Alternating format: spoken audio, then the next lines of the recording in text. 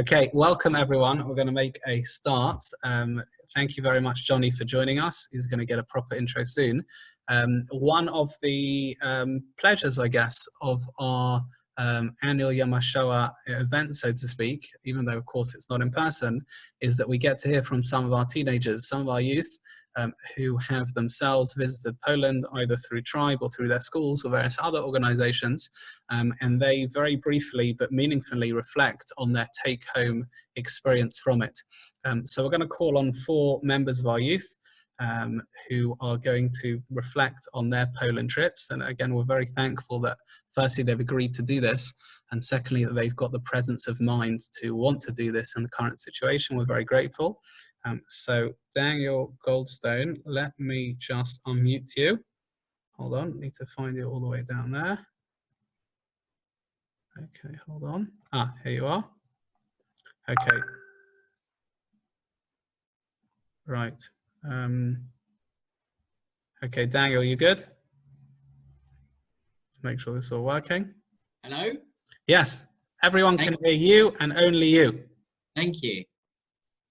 I went to Poland last October with Tribe, and my most memorable experience was in Belzec death camp, where we learned of the only survivor of this camp and how he spread what happened there to people all around the world. As we walked the same path that our ancestors did 75 years before, we sang together, showing how proud we were to be Jewish and have overcome those that tried to destroy us. While we were there, an Israeli group joined us and started singing with us. Even though we had never met them before, we joined together to make a large circle and sang our hearts out, proud to be Jewish and never forgetting the atrocities that had been committed. Beautiful. Thank you very much, Daniel. Appreciate it. Right. This is not because you didn't speak well, you did, but we're going to mute you. Oh, you muted yourself. Fantastic. So teenagers nowadays, they know it all. Okay. Thank you. Right. Emily, that's right. And from all of us as well. Okay. Right. Emily, let's just flick down. Okay. Emily, you are unmuted, I think. Hold on. Ah, very good. Hello, yeah.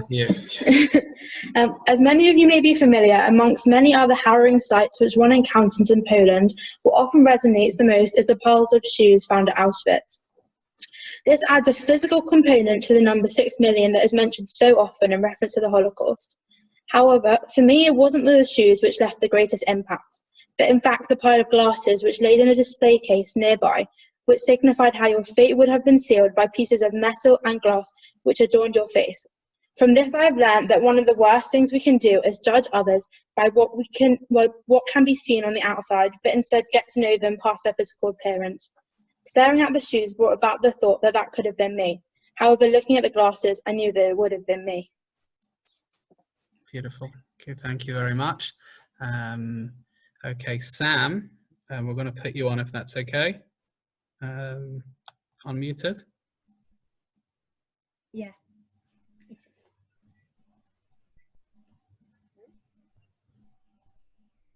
Hi, yeah. Go for it, yeah. Hi, Nicola. Hi. When reflecting on my Poland trip, what occurred to me is that you can't compare the feelings between watching movies, reading books and hearing stories to actually being at the site of horror itself, which in this case was Majdanek concentration camp. From the second of entering, there was an eerie feeling around the camp as it was much larger than expected, and as well as knowing that when a person entered that camp, their identity had been stripped away from themselves, not knowing if they would ever make it out and regain their true identity. This made me question why I was lucky enough to have the freedom that they didn't, when I had the opportunity of still seeing everything that the victims of the camp saw in their life. However, the truth to this is that there's no reason I was lucky enough to visit the camp and then be even luckier to leave when they couldn't. In particular, my grandfather, who was the only person in his immediate family to survive the Holocaust, this in turn gave me a feeling of gratitude and hope when visiting one of the most hopeless and unforgivable places there is. Thank you very much. Okay, Zaki, let's unmute you. One of the most memorable moments of my Poland trip was our visit to the Majdanek concentration camp. Unlike other concentration camps we visited in Poland, Majdanek wasn't in a remote rural location, but only about a 10-minute drive away from our hotel in the middle of Lublin. It's especially daunting to think that so many people lived so close to the concentration camp, but could do nothing about it. Although there's no way we can truly imagine what the life in the camp was really like, walking through the grounds is a very chilling experience. The fact that the camp still so closely resembles how it once looked all those years ago makes it a very upsetting place to visit. One of the barracks held thousands of prisoners' shoes, which was particularly moving. There we were told to focus on one shoe rather than all of them together, and imagine the experiences of that individual. This made me think of all the people of my age who went through this traumatic experience, and especially members of my own family who I know had to live through this too. Because the camp looked so similar to how it did during the Holocaust, I know this experience will stay with me forever and help me to appreciate how lucky I am to be able to practice my religion without the fear that my ancestors once had. Okay, thank you very much. And again, really thank you, all four of you, for having the courage and being able to speak so eloquently, flanked by your families, I can see. Thank you very much. We appreciate it. Okay, we're going to introduce Jonny. So the truth is, the real introduction is that the certain people have an ability to see what needs to be done and then to work out how to do it. There's certain people who have a special quality of being able to achieve things which don't ordinarily look like they're easy and simple, but just going for it. You know, if the world needs X, we're going to try and do it, no matter how difficult that is, no matter how hard the mission is. Jonny is one of these people. Jonny and I effectively grew up together, and we attended the same school, same year. And already in school, we could see a certain character, a certain forthrightness of being able to get things done, be able to achieve big things, dreaming big, being big. Jonny's going to tell you a bit of his story, a bit of his work, what his organization From the Depths do, as well as some hopefully heartwarming stories. In the evening is going to be upbeat.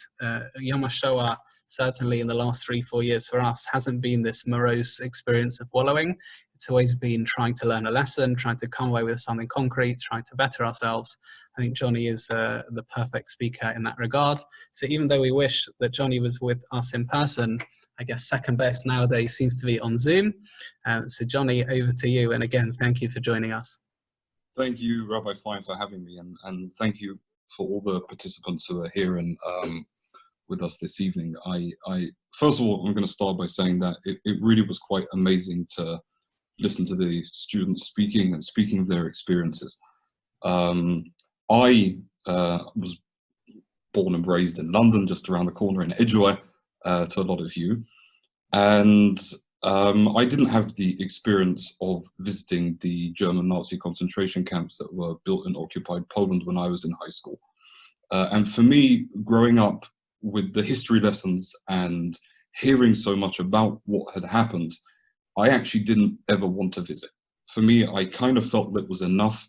I knew enough, I'd read enough, the experiences were harrowing enough. My great-grandfather came to the United Kingdom. His entire family were in Poland and were later murdered by the German Nazis in one of the camps. After 5 years of working on the ground in Poland, I still don't know exactly what happened to my family. And this is something that was really, and still remains, difficult for me. At the age of 18, I went to yeshiva.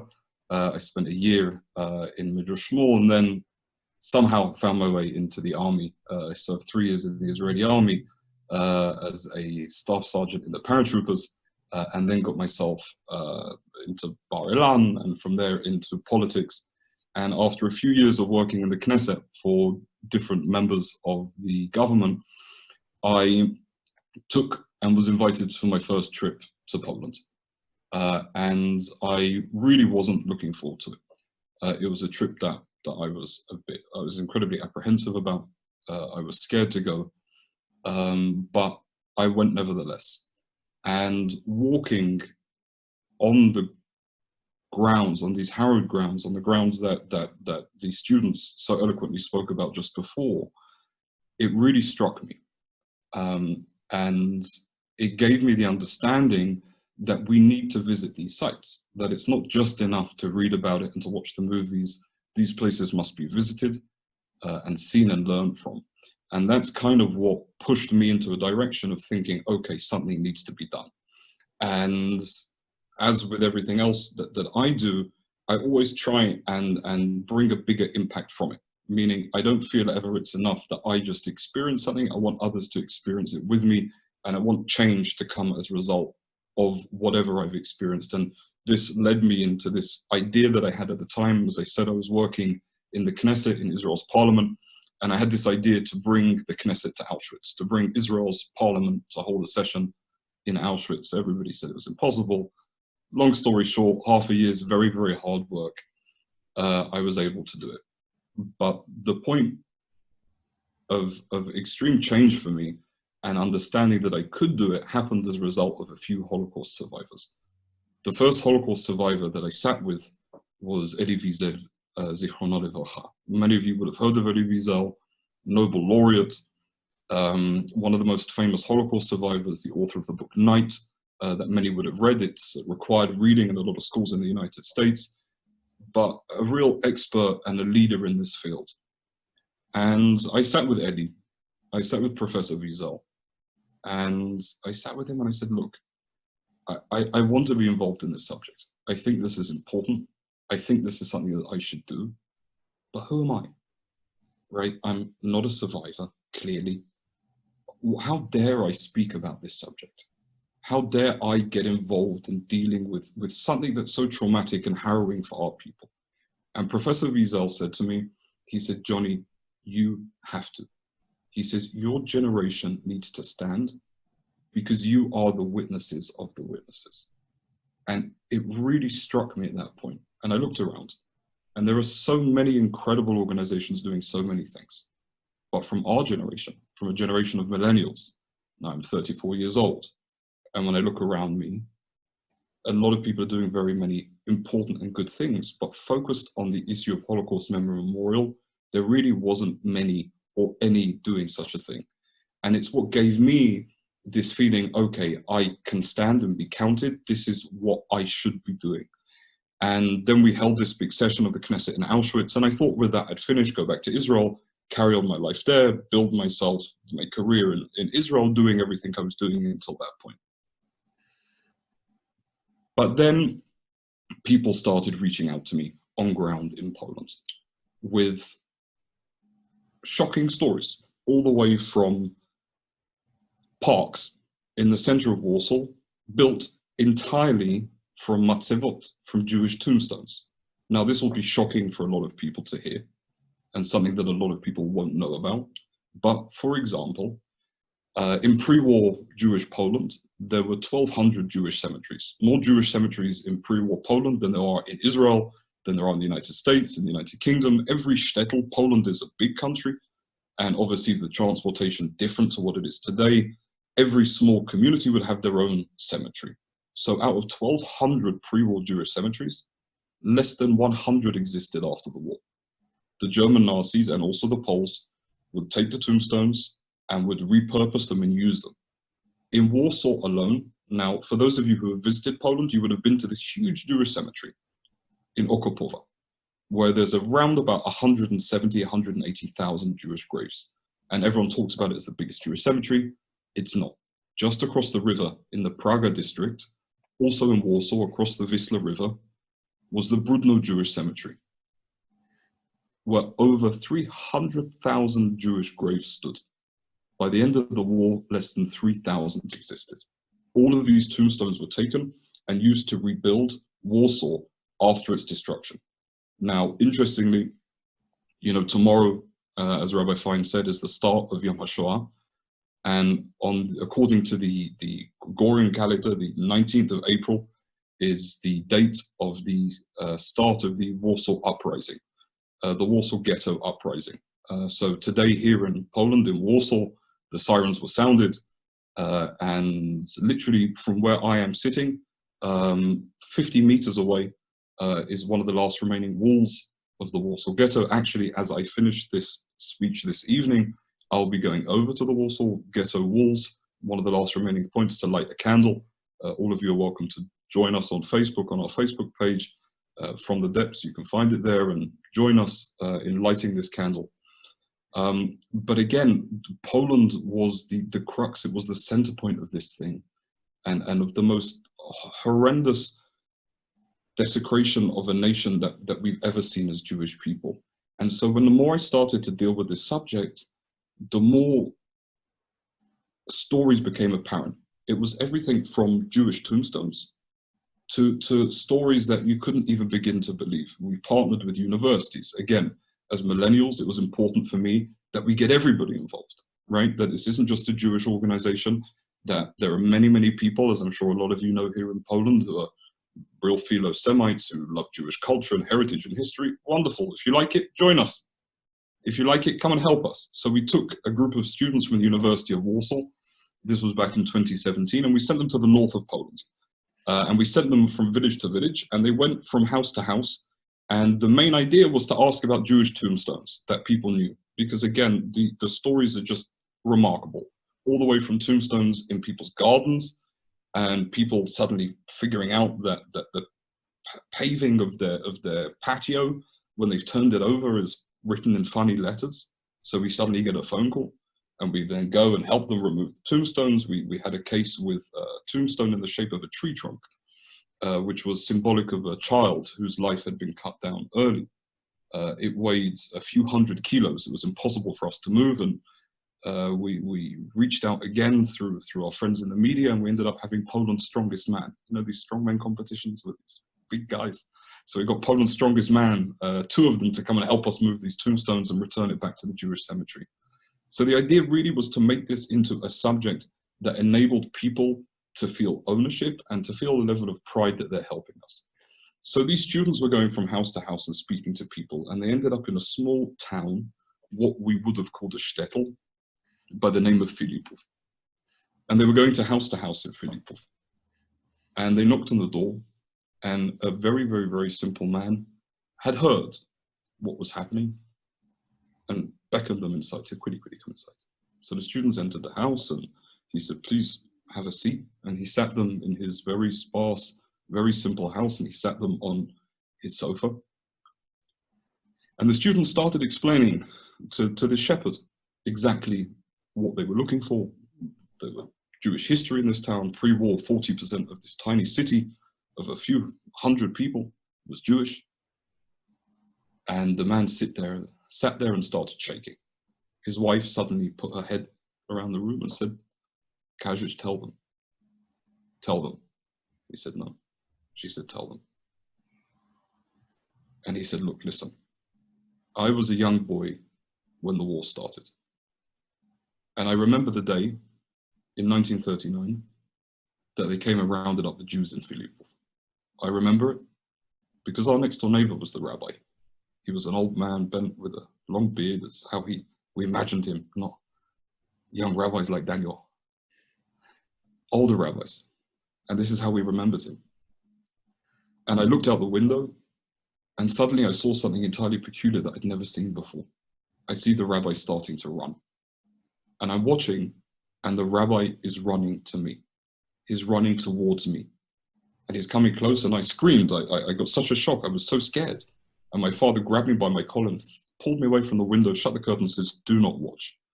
His father knew that if he tried to get involved, he'd be shot on the spot by the Germans. There was nothing anyone could do. Everybody, they were in their house petrified. And suddenly, a few minutes later, there's a banging on the door. The father, completely petrified, goes to open the door. And he said, I was a young boy, I shouldn't have done it, but I ran to the door with my father. I wanted to see who was there. I stood there hiding behind his trouser leg, looking to see who was there. And my father opens the door, and the rabbi is standing there. And he's crying, and he's shaking, and he's scared.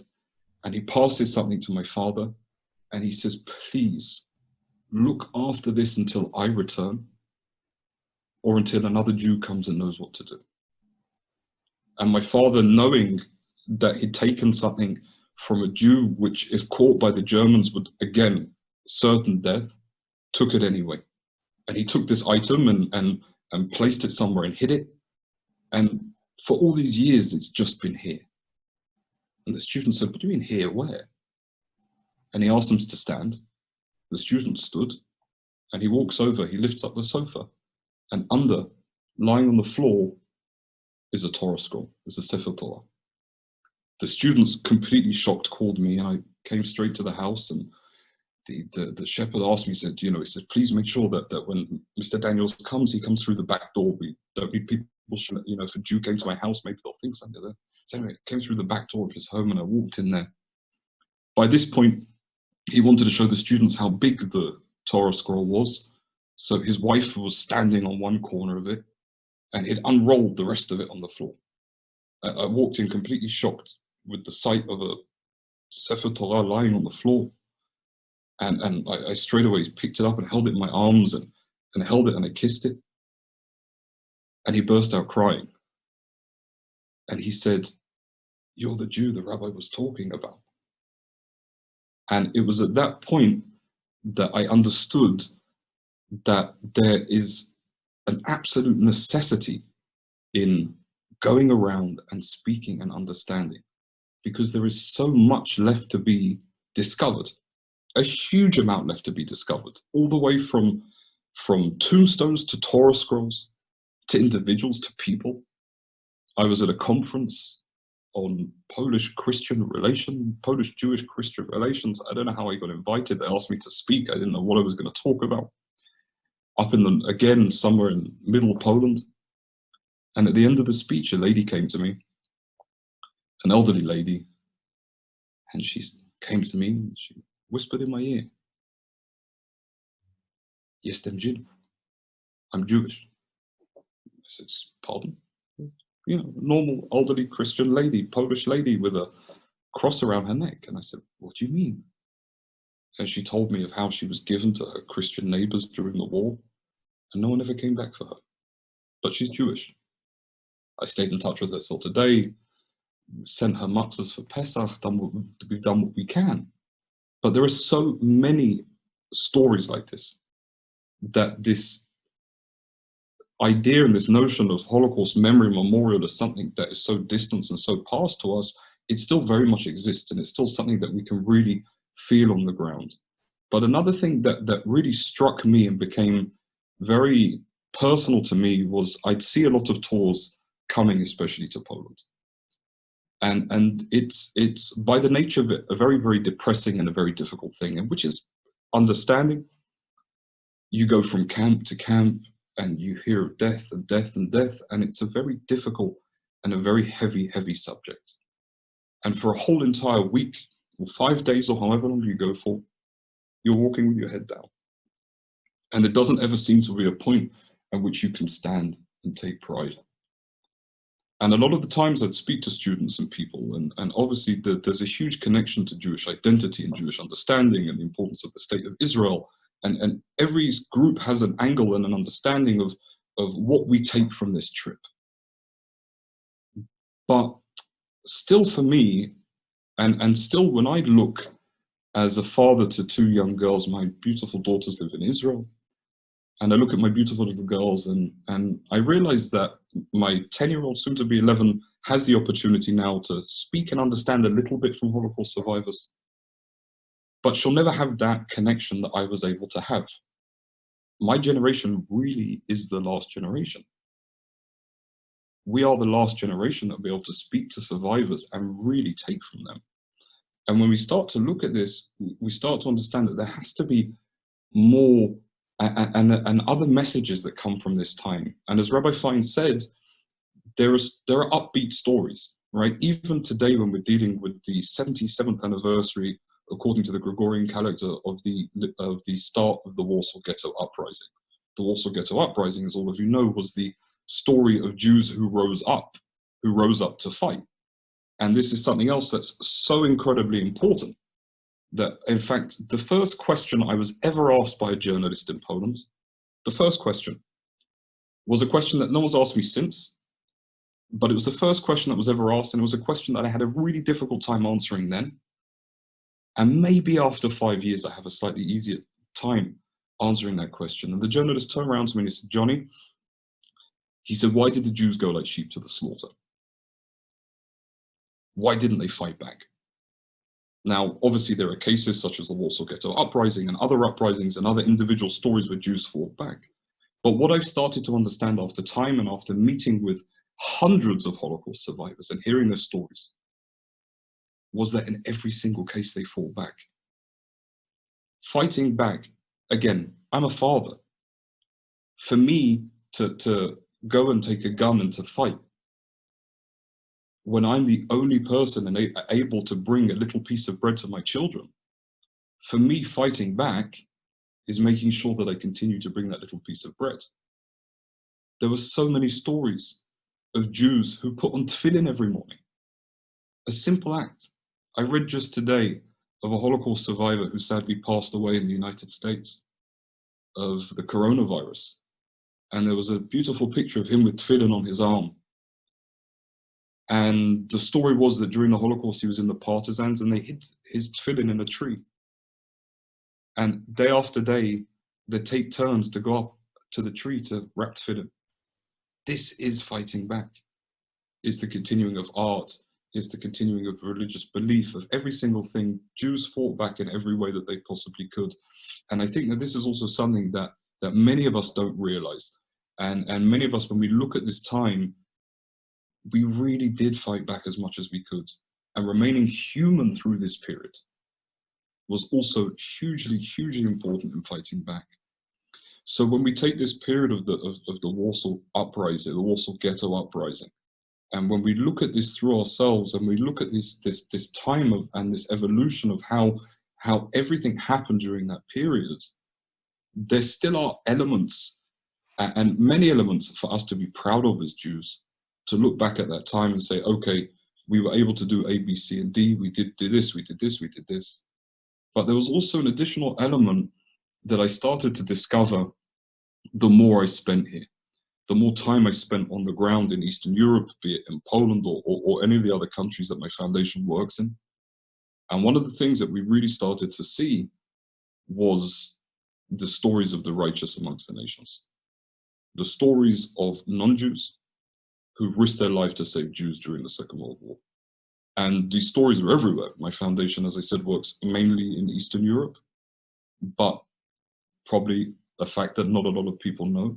The only country under occupation during the Second World War that had more Jews after than before the Second World War was Albania, where Albanian Muslims risked their lives to save Jews. Hello? Hello? Yeah. Hello? What? What? Carry on. Okay. No problem.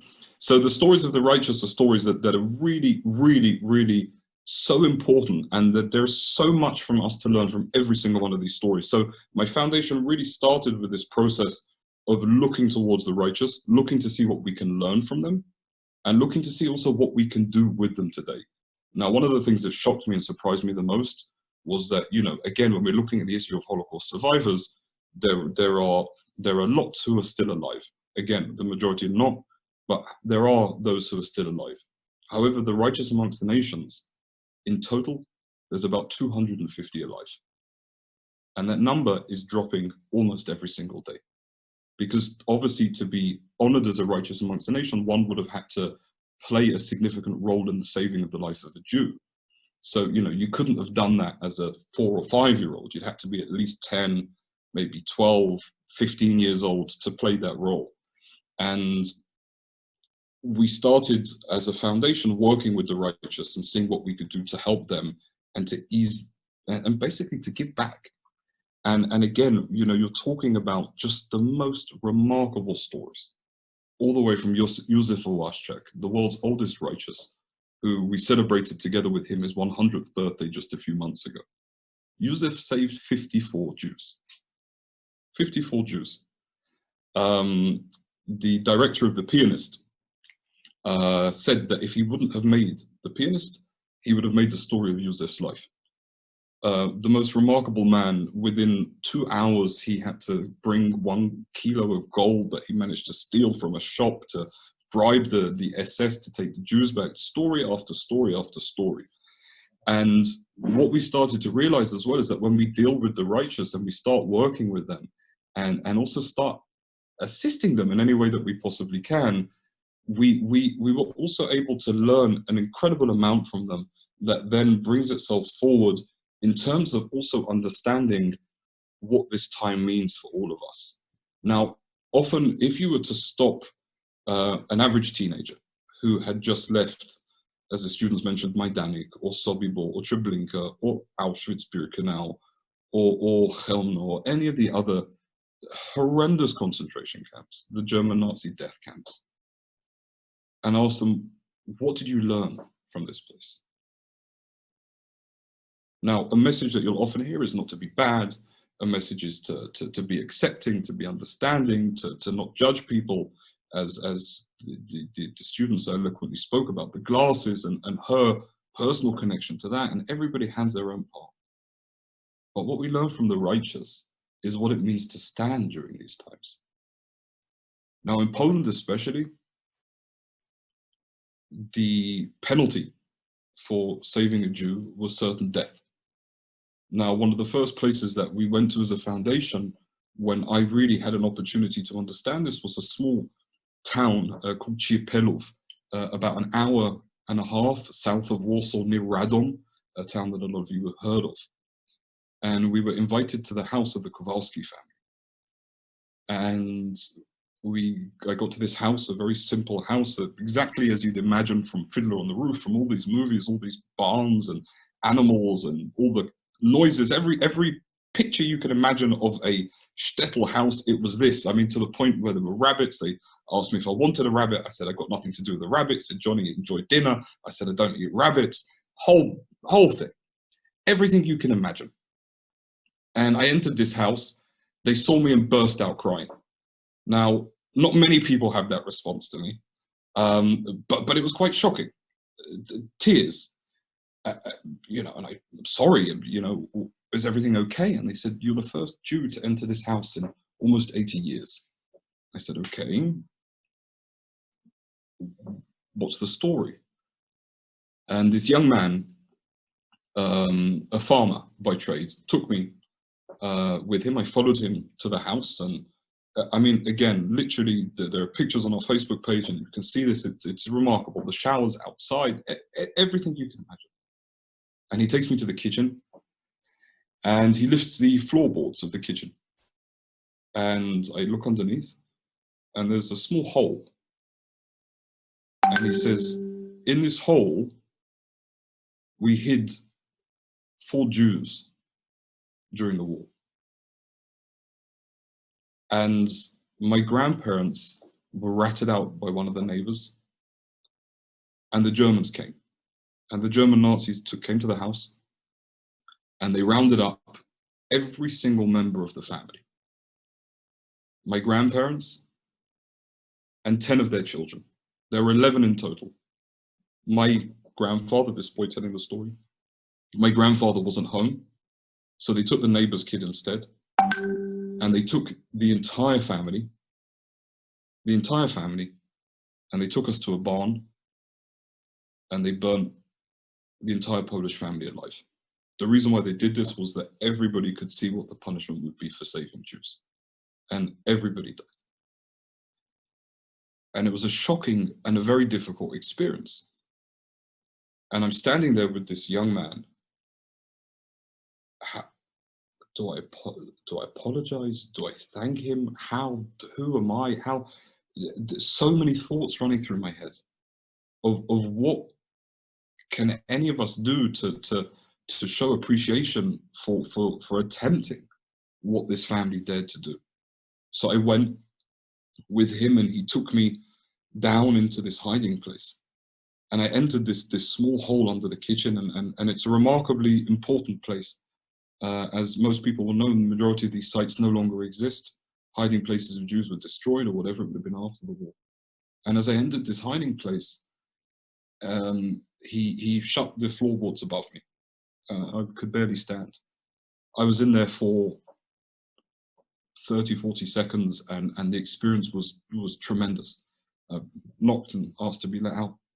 And as I stood there touching the walls, these soaked walls, damp with condensation, all I could feel was this connection to the walls of the western wall of the Kotel. And I could feel the prayers that these poor Jews must have had inside this hiding place for so many years, praying to one day be allowed to leave. The first thing I did was I went back to Israel, and I actually drove to Yerushalayim, to Jerusalem, and I prayed by the Western Wall. I prayed for the Jews who lost their lives, as well as for these Catholics who lost their lives attempting to save the Jews. And it started me on the process of trying to understand how we as Jews, who the notion of hakarat hatov, of thanksgiving, of being gracious and saying thank you, how we need to do everything we can to thank those who risk their lives to save us, but also to what we can learn from the righteous. And my foundation started 1.5 years ago. I was back in London at my grandmother's in Edgware, just around the corner from you all. And we started the process with another Edgware boy, a guy called Farley Friedman, who runs a fleet of London taxis. I managed to convince Farley to give me a couple of his black cabs, drove them out to Poland, and started a free car service for the righteous. Why black cabs, you ask? Because they're wonderful utility vehicles. They have the, as most of you will know, they have the ramps that go down, and wheelchairs can go up. And now in Warsaw, we have 4 black cabs that are running around, giving free rides to the righteous. They call our taxi hotline, and wherever they need to go, whenever they need to go, we don't ask any questions, we take them. And they're going to the doctors and to speak to different youth groups, and it's just a life changer for them. Again, we're dealing with people 80, 90, even 100 years old. So every experience for them leaving the home, and most of them are not incredibly wealthy, or not wealthy at all, I should say. So for a lot of these people, that would be taking multiple trams and buses. In the summer, it's hot. In the winter, it's very, very cold here in Poland, as you know. So this was a small way that we figured we could give back. And then when the coronavirus started, I was in Israel at the time, which meant that I understood it was serious a little bit before the rest of you in the United Kingdom did.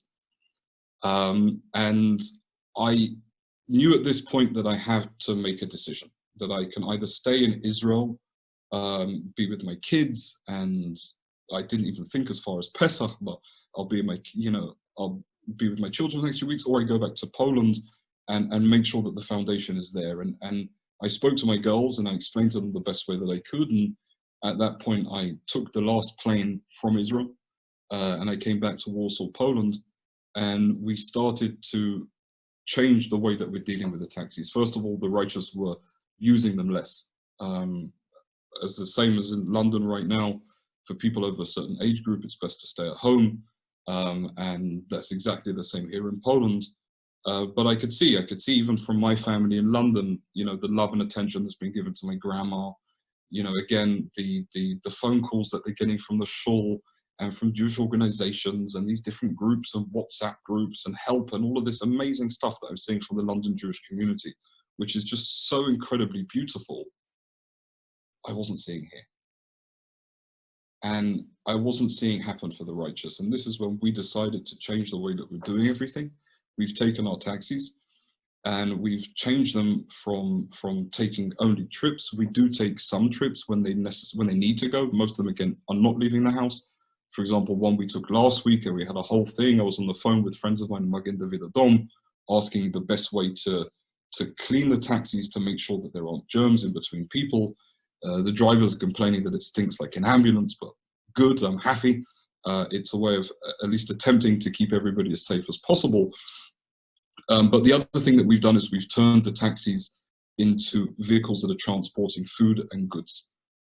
Every single day we are going, and rather than relying on volunteers and other people, I've taken it upon myself. I am able to control at least myself, no one else. So going out very carefully with gloves and masks, and I'm personally doing the shopping. And over the last 3-4 weeks almost, we've delivered food and goods to over 35 of the righteous amongst the nations that live here in Poland. And just today, I may look a little bit tired, it's because I am. I left the house at 5:30 this morning, and I drove 1,000 kilometers today, just over. We drove all the way down to Luban, which is a city close to the German border. here in Poland when we visited two of the righteous amongst the nations who lives there. The first of the righteous who we visited was a guy called Alfred Kowalczyk. Alfred is in his 90s, and sadly, Alfred lives alone. His wife passed away. He has a granddaughter who lives quite far away, and Alfred is alone. He has a hard time walking and getting around. And when we heard of this, we knew that we had to do something to help. The Association of the Righteous here in Poland, which are run by righteous themselves, gave me this information. And I went, we did a big shop and started at 5:30 this morning, got there at about 12 o'clock and went to deliver these goods to Alfred. On the way, a friend of mine, a very famous Polish violinist, he saw on Facebook where I was going, asked if he could join, came along and joined with me and decided that he wanted to play for Alfred in his home. When we got into Alfred's home, you know, ideally we stand by the door and just pass the goods over. He was insistent that we'd come inside. Again, we had gloves and a mask, and we felt safe and secure to go inside the home. So we did go inside his home. And the violinist played a few tunes, and he started to show me pictures. And he showed me these pictures, and I'm looking, and I said, I know that one. I know one of these people. And he said, who? I said, no, I'm pretty certain I know that person. And he says, yeah. And I said, you know, it's a friend of mine. So I said, you know, let me call him. So I get on the phone and I called. And I called my friend. In fact, there's a picture of it here that I'll try my best to show you. But I don't know if you can see that. That is a picture of Dudu Fischer. And Dudu Fischer's father, along with 14 other Jews, 15 in total, was saved by this man. And today, I stood in his home, giving him these packages, with my cell phone, with Dudu speaking to me, talking to him, translating from Hebrew to English, through my friend to Polish to him. So translated with some kind of Chinese whispers. I hope it was correct what was said at the end. But this conversation happened and took place. And it was such a beautiful thing. And what was really amazing was just before we left, the violinist said, maybe I'll play one more tune for you. To the elderly gentleman, to Alfred. And he said, pick a nice Polish song. What song would you like? And he said, Polish song? If I Was a Rich Man. And so it's a very cute moment. That's we'll be sharing that video on our Facebook page tomorrow. And then we visited another home with one of the righteous, who sadly is 90 years old and in terrible condition. She was in hospital and released back to the home because of the coronavirus. And it doesn't look like, according to the doctors, that there's much that can be done. But it was a real honor and a tremendous experience to be able to be there today to give thanks and to play music for this lady. She was unable to speak, but you could see and feel the music impact. And really, once again, and the reason why we focus so much on the righteous is because, honestly, when I'm talking to my kids about this time, these are the stories that I like to focus on. I like to focus with my children, obviously on the stories of the 6 million, and obviously on the tremendously difficult experiences that we face as a nation. Every single day, I put this bracelet on. This bracelet was given to me by a Holocaust survivor with the number 85454, a Holocaust survivor by the name of Edward Mossberg. He was given this as a bracelet in Mauthausen. He made the exact replica and gave it to me. Every single day we remember. We remember the difficult and the tragedies and all the horrendous things that befell our nation.